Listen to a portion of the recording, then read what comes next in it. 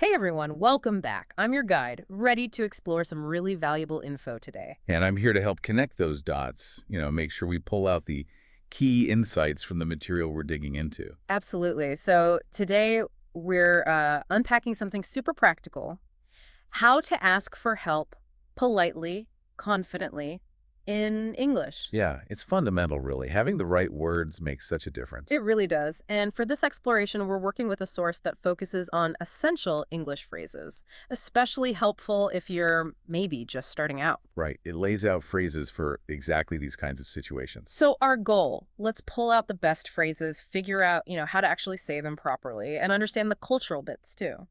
So you feel ready to ask for help basically anywhere, anytime. Let's do it.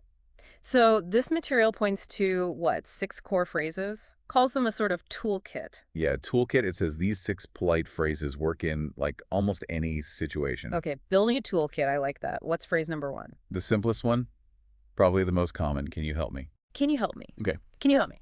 Simple, direct. Exactly. Then a step up in politeness is, could you please? Ah, okay. The source calls this one more formal, even super polite. And it's flexible. You just add what you need. Could you please tell me the time? Or Could you please open the door? Something like that. precisely, could you please? That's the one. Got it. More formal, adaptable. What else is in this core toolkit? Okay, for times when maybe you're in a hurry or just need to be really clear, I need help. I need help. I need help. Short, unambiguous, good when you're stuck. Right. Then there's one the material highlights as a really good way to start the conversation before you actually ask. Oh, like an opener. Yeah. Excuse me, can I ask you something? Excuse me, can I ask you something? Excuse me, can I ask you something? That feels very polite, like you're respecting their time before jumping in. Exactly. It signals your intention politely. Yeah. Then, crucial for learners when you're just lost. Sorry, I don't understand. Oh, yeah. Sorry, I don't understand. Absolutely essential. We've all been there. hmm And the last one of the core 6, for when someone's just talking too fast, please speak slowly. Please speak slowly. Please speak slowly.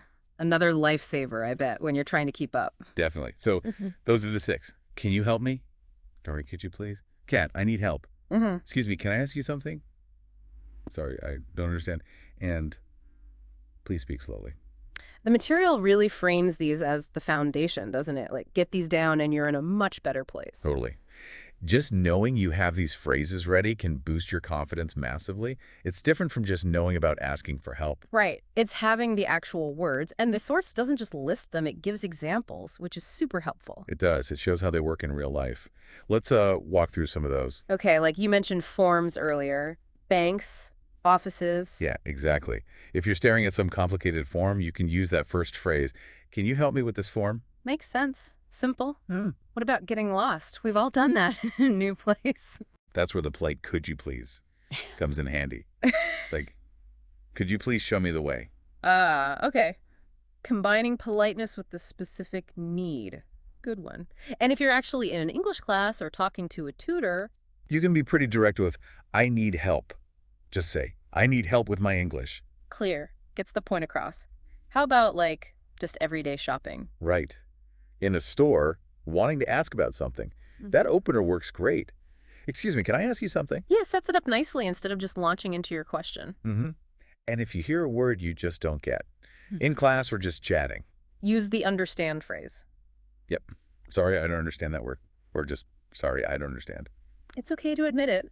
And the speak slowly one, how does that look in practice? Well, the material gives this example. Please speak slowly. I'm learning. Adding that little bit of context, I'm learning, helps explain why you're asking. Well, that's smart.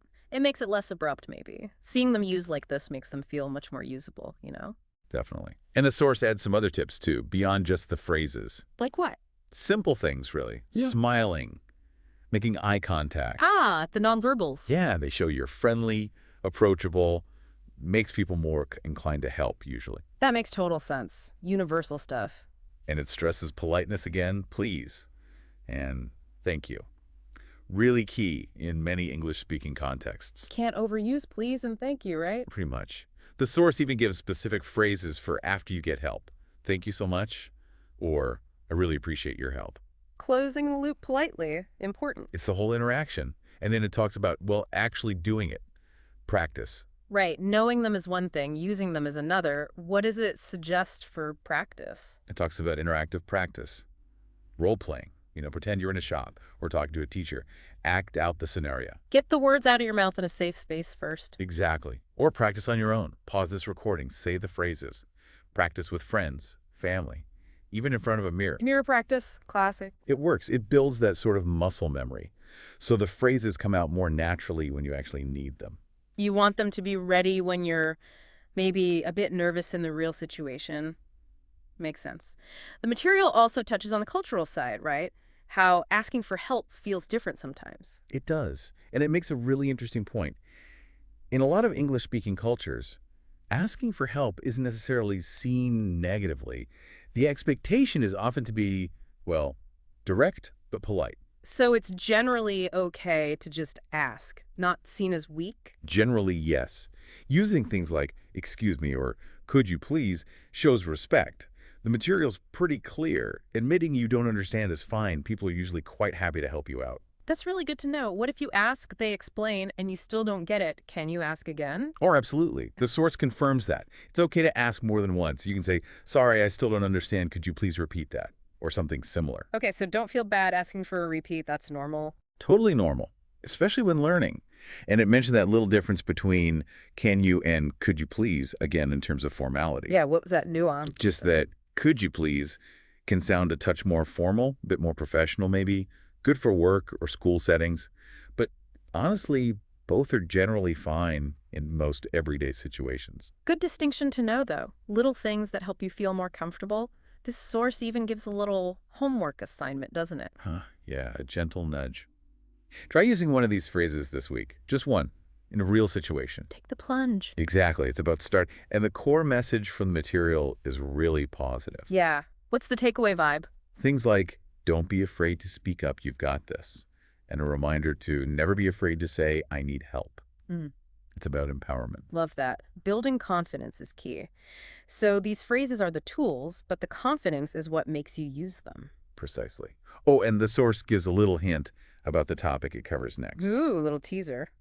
What's up next, according to this resource? It mentions hobbies. How to talk about things you enjoy doing in English. Ah, that sounds like a great next step. From needing help to sharing what you love. Makes sense. Yeah, a nice progression. Well, this has been great. We've really dug into asking for help, pulled out those key phrases, the examples, the cultural tips from this material. Thanks, everyone, for joining us on this exploration. My pleasure.